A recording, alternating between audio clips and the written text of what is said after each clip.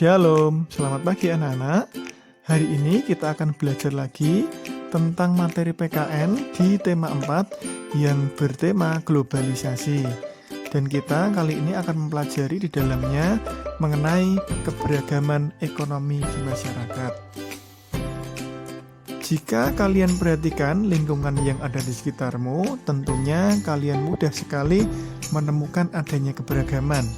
Dulu di bab 2 kita sudah belajar mengenai persatuan dalam keberagaman ya. Karena kita tahu bahwa di sekitar kita banyak sekali keberagaman, antara lain adanya keberagaman budaya, suku, agama, adat istiadat dan yang lainnya. Selain itu juga adanya keberagaman profesi ya. Ada masyarakat dengan profesi dan pekerjaan yang berbeda-beda, menjadikan sumber pendapatan mereka yang berbeda-beda pula. Kita tahu dengan keragaman itu bukan menjadi penghalang kita untuk bersatu, melainkan keberagaman itu akan menjadikan hidup kita lebih baik dan di masyarakat menjadi lebih berwarna dan indah untuk saling melengkapi satu sama lain. Maka dari itu, sebagai makhluk sosial, kita harus saling menghargai keberadaan orang yang ada di sekitar kita dengan adanya keberagaman tersebut. Keberagaman ekonomi menjadikan beberapa hal. Yang pertama, menjadi adanya keberagaman profesi di masyarakat tadi ya. Ada orang yang berprofesi sebagai dokter, guru, buruh wira swasta, polisi, nelayan, dan sebagainya yang tentunya merupakan pekerjaan yang mulia. Kemudian ada keberagaman pendapatan yang ada di masyarakat yang dihasilkan dari keberagaman profesi tersebut. Jika kita tahu tentang UMP ya, upah minimal provinsi.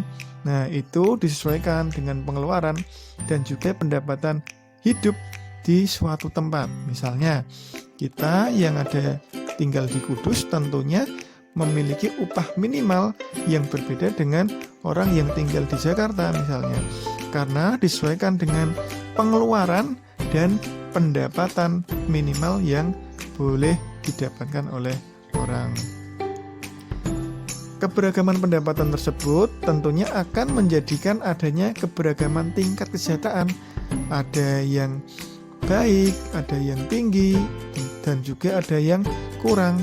Maka hal itu akan mempengaruhi orang lain untuk memenuhi kebutuhan, menyebabkan kemampuan orang untuk memenuhi kebutuhannya berbeda-beda. Ada yang cukup, ada yang lebih, dan juga ada yang kurang. Nah, lalu apa penyebab keberagaman ekonomi tersebut? Yang pertama yaitu pendidikan. Nah, berkaitan dengan pendidikan ini, pendidikan juga berpengaruh terhadap pekerjaan atau profesi yang didapatkan oleh orang lain. Nah, pendidikan yang tinggi dan berkualitas akan mengantarkan seseorang untuk sukses di bidang ekonomi, sehingga kalian perlu mempersiapkan pendidikan agar sukses di bidang ekonomi. Jadi, kualitas pendidikan itu menjadi tolak ukur supaya kita nantinya dapat dengan mudah mencari atau mendapatkan kesuksesan di bidang ekonomi. Kemudian keterampilan. Sekarang ini kita tidak lagi mengutamakan hard skill atau tenaga, tetapi lebih membutuhkan soft skill atau kemampuan seperti berpikir kreatif, menuangkan ide, mempunyai kelebihan di bidang lain. Ini yang dapat kita buktikan dalam bidang pekerjaan yang akan kita geluti. Selain itu, penyebab keberagaman ekonomi adalah sikap. Nah, sikap yang baik akan membawakan seorang yang memiliki pendidikan dan keterampilan itu untuk mencapai dengan mudah mencapai kesuksesan. Sikap yang dibutuhkan saat ini tentunya harus mempunyai rasa pantang menyerah, kemudian kerja keras dan gigih. Karena di saat ini begitu banyak sekali tantangan dan persaingan. Maka saat ini kita harus berlatih dan siapkan untuk belajar dengan tekun. Ya, harus menguasai keterampilan dan juga membawakan sikap dan karakter yang jujur, bertanggung jawab, pemberani, pantang menyerah, ya, dan juga kreatif dan inovatif. Ini yang menjadi dasar kita atau bekal kita nantinya untuk mencapai kesuksesan. Nah, 3 hal ini anak-anak, pendidikan, keterampilan, dan sikap ini maka harus bisa kalian siapkan supaya nanti mengantarkan kalian menjadi orang-orang yang sukses di bidang ekonomi. Kemudian dengan adanya keberagaman ekonomi, maka di sekitar kita akan dengan mudah menemukan adanya orang yang mampu dan juga adanya orang yang kekurangan. Nah, lalu bagaimana sikap kita? Jika kita berada di lingkungan orang yang mampu atau kaya ataupun berada, tentunya kita tidak boleh sombong, melainkan kita harus bersikap dermawan, ya, mau berbagi dengan orang lain, mau tanggap dan peduli dengan apa yang ada di sekitar kita. Kalau kita lebih, alangkah baiknya jika kita bisa membantu orang lain, terutama orang-orang yang dekat dengan kita. Misalkan tetangga adalah saudara yang terdekat dengan kita saat kita membutuhkan pertolongan atau bantuan. Mungkin kita punya saudara, tetapi bisa jadi kita tidak tinggal dekat dengan saudara kita, dengan kakak ataupun om ataupun eyang, ya. Tetapi kita punya tetangga yang dekat dengan kita. Maka tentunya kita harus bertimbal balik, saling membantu, ya, untuk bisa saling membantu. Apalagi di situasi sekarang ini. Nah, di masa pandemi sekarang ini ada orang yang terkena PHK, ada yang dirumahkan sehingga mempengaruhi pendapatan mereka. Maka hendaknya kita bisa bersikap dermawan atau mau berbagi dengan orang lain yang ada di sekitar kita untuk mengurangi beban mereka. Kemudian bagaimana jika kita berada di lingkungan orang yang kurang mampu atau kondisi kita tidak mampu? Maka kita tidak boleh malu dengan situasi tersebut, ya. Tidak boleh iri, tetapi kita harus memiliki rasa semangat, rasa syukur, dan ketekunan untuk bekerja sehingga kita dapat memperoleh apa yang ingin kita dapatkan dengan melalui semangat dan kerja keras. Kemudian bagaimana agar bisa sukses di era globalisasi sekarang ini? Di era globalisasi sekarang ini banyak sekali tantangan dan tentu kompetisi, ya, dengan orang-orang yang ada di sekitar kita. Lalu yang kita persiapkan adalah pendidikan yang berkualitas, memiliki keterampilan atau soft skill yang dibutuhkan di abad 21 ini. Kita pun harus memiliki sikap kerja keras dan pantang menyerah, ya. Segala yang ada pada kita harus kita gali, kita kembangkan dalam dunia pendidikan sekarang ini, lalu kita tekuni. Nah, karena sukses itu bukan warisan, ya, tetapi adalah pencapaian yang dapat kita usahakan, ya. Walaupun orang tua kalian merupakan orang yang berada, tetapi jika kita tidak bisa mengelola dengan baik, maka kita tidak akan mudah menjadi sukses, ya. Melainkan kita harus mengelola apa yang sudah dimiliki oleh orang tua dengan pikiran yang pintar, kerja keras, karakter yang baik, serta memiliki kreativitas dan inovasi. Begitupun orang yang dalam kondisi tidak mampu, dia tidak boleh pasrah atau mengalami rendah diri, ya. Semua orang pasti bisa mendapatkan kesuksesan asalkan mereka mau dengan berusaha dan bekerja keras sehingga dapat berhasil mencapai kesuksesan. Lalu, mengapa kita perlu terampil? Nah, di era globalisasi sekarang ini, persaingan sangat ketat. Banyak tenaga asing yang masuk ke Indonesia dengan beragam kompetensi dan keterampilan. Maka, hendaknya kita harus mampu untuk bersaing, ya. Kita harus menjadi tuan di rumah kita sendiri, tidak boleh tersingkir oleh tenaga asing yang mau datang ke negara kita.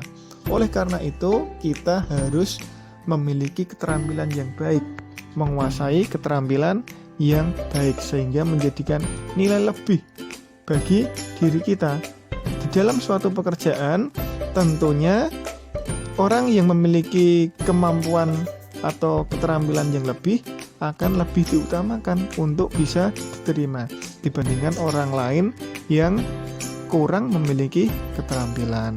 Oleh karena itu, sebaiknya kita harus persiapkan dan berlatih, ya, menguasai berbagai keterampilan yang dibutuhkan di era sekarang ini.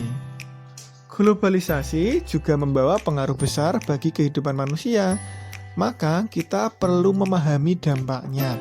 Ada dampak positif, ada juga dampak negatif. Kita harus mengambil yang positif seperti tadi, dengan inovatif, kreatif, disiplin, ya, dan mempunyai keterampilan dalam bidang literasi menulis, membaca, kemampuan dalam digitalisasi, komputasi, dan juga mampu berpikir dan bertingkah laku yang baik, ya. Dan tinggalkan yang negatif. Contohnya seperti mengulur waktu, menunda-nunda pekerjaan. Hal itu sudah tidak relevan lagi karena menyebabkan ketertinggalan. Maka dari itu kita harus meninggalkan hal-hal negatif yang justru akan merugikan kita di era globalisasi sekarang ini. Nah, di era globalisasi sekarang ini tentunya jika kalian tahu, banyak barang luar negeri yang dengan mudah masuk di Indonesia karena adanya pasar global, ya. Jadi barang-barang yang ada di luar negeri jika memiliki nilai ekonomis yang lebih murah, maka dengan mudah akan bisa diimpor masuk ke negara kita. Lalu bagaimana cara mengatasi hal tersebut? Maka kita harus pandai memilih barang yang diperlukan, ya, bukan lagi yang diinginkan. Ingat, ya, karena kebutuhan itu berbeda dengan keinginan. Kebutuhan adalah sesuatu yang perlu atau segera dipenuhi, sedangkan keinginan bergantung dari kepentingannya. Maka jika kalian dengan mudah dapat menemukan berbagai barang di luar sana, maka hendaknya kalian pun harus memilihnya. Jika memang dibutuhkan, silahkan dibeli. Tetapi jika hanya sekedar keinginan atau kesenangan, maka hendaknya kita harus memikirkannya terlebih dahulu. Kita gunakan untuk hal-hal yang lebih dibutuhkan, sehingga kita tidak terjerumus dengan perilaku konsumtif. Nah, apa itu konsumtif? Konsumtif adalah sikap untuk gemar berbelanja, ya, membeli barang yang bukan kebutuhan tapi hanya sekedar kesenangan. Nah, ini tentunya akan merugikan kita, terutama bagi orang-orang yang mempunyai pendapatan yang cukup ataupun rendah. Nah, ini harus dihindari. Lalu, bagaimana agar negara Indonesia ini dapat bersaing? Maka hendaknya yang pertama, kita harus menghargai usaha ekonomi masyarakat sekitar. Jika ada tetangga kita atau saudara dekat kita yang memiliki usaha atau berdagang, maka baiknya kita menghargainya, membelinya ya dengan orang-orang yang terdekat sehingga bisa meningkatkan kesejahteraan ekonomi tetangga kita tersebut ya. Kemudian rasa cinta tanah air yang dengan bangga untuk menggunakan produk dalam negeri. Kita harus bangga dengan barang buatan dalam negeri ya untuk meningkatkan ekonomi negara kita, masyarakat Indonesia kita. Tidak memilih atau menggunakan barang dari luar negeri jika memang tidak begitu dibutuhkan. Ya, kemudian kita juga harus mengenalkan produk Indonesia ke negara lain. Nah, ini adalah salah satu sarana promosi.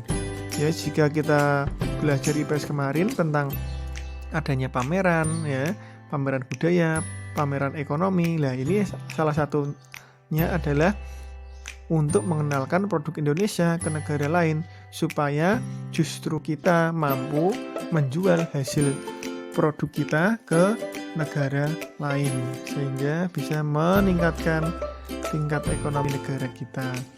Kemudian yang keempat, mengakui bahwa kualitas produk dalam negeri tidak kalah dengan produk luar negeri. Nah, sebenarnya produk atau barang yang dihasilkan dari negara kita pun tidak kalah bersaing dengan produk yang dihasilkan oleh luar negeri. Misalkan sepatu, kalaupun tidak begitu diutamakan, sepatu yang dihasilkan oleh negara kita atau produksi dalam negeri ini pun tidak kalah bagusnya dengan barang atau sepatu yang dihasilkan dari luar negeri, dan tentunya dengan barang-barang yang lain. Maka dengan mencintai dan menggunakan produk dalam negeri akan bermanfaat. Yang pertama, mengurangi tingkat pengangguran yang ada di negara kita, karena lapangan pekerjaan pun akan semakin banyak. Kemudian memajukan industri dalam negeri. Industri semakin berkembang dan semakin maju. Yang ketiga, dapat menciptakan lapangan pekerjaan. Ya, banyak orang yang tidak memiliki pekerjaan dapat terserap untuk memiliki pekerjaan dan menghasilkan pendapatan sendiri. Kemudian yang keempat, dapat memperkukuh ekonomi bangsa Indonesia. Nah, anak-anak, tadi pembelajaran kita hari ini. Maka dengan menggunakan produk dalam negeri, kita dapat membantu meningkatkan ekonomi negara kita. Jika ekonomi meningkat, kesejahteraan masyarakat dapat tercapai dengan baik. Nah, maka selain itu yang tidak kalah penting adalah jadi kita harus pandai dalam bertindak, terutama di zaman globalisasi sekarang ini, agar kita menjadi manusia yang cerdas dan bermanfaat meskipun di luar sana banyak pengaruh dan perubahan. Maka kita juga harus patut bersyukur dan selalu berusaha supaya apa yang kita inginkan, kita capai dapat berhasil dan sukses di masa mendatang. Demikian anak-anak untuk pembelajaran PPKN hari ini mengenai keberagaman ekonomi. Semoga membantu kalian dalam belajar. Dan setelah ini akan ada tugas, silahkan kalian bisa kerjakan dengan baik. Terima kasih anak-anak, selamat belajar, Tuhan Yesus memberkati. Ingat, patuhi dan jadikan kebiasaan.